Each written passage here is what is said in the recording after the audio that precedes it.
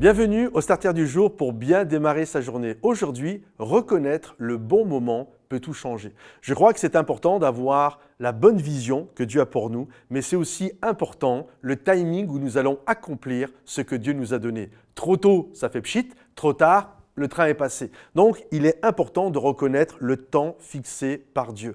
Je me souviens dans la parole de Dieu de cette histoire qui est juste extraordinaire, de ce jeune homme qui s'appelle Élisée. Il est derrière des bœufs, il est en train de travailler et certainement que son rêve à lui, c'est de servir Dieu. D'ailleurs, on le sait parce que Dieu va dire à Élie, va oindre Élisée à ta place pour être le futur prophète du pays. C'est sûr que si Dieu l'a choisi, c'est qu'Élisée était déjà un homme de Dieu avec des aspirations spirituelles pour servir Dieu.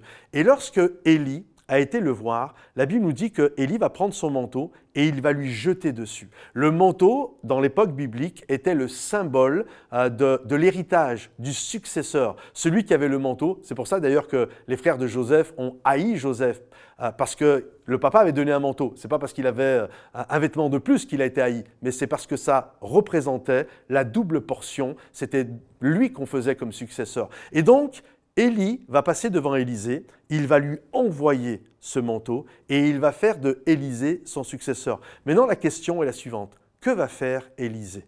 Il a certainement le rêve dans son cœur, ses mains sont posées sur la charrue, il est derrière les bœufs.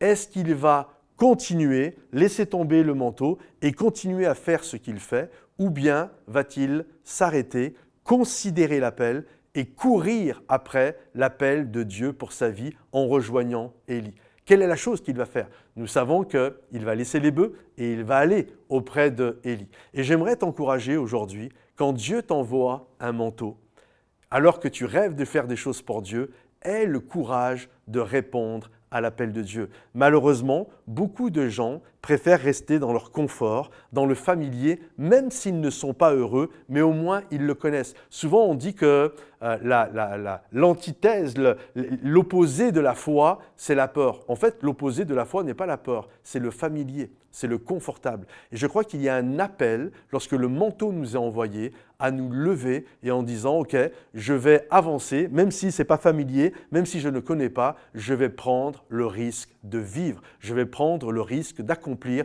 ce que Dieu a pour ma vie parce que c'est le moment de l'appel et je refuse de continuer à faire ce que je fais quand Dieu m'appelle à passer à une autre étape dans ma vie. » Que le Seigneur vous bénisse, mes amis. Pensez à liker le message s'il vous a béni. Pensez à le partager pour ceux qui en ont besoin et à le commenter. On se dit à bientôt. Bye bye.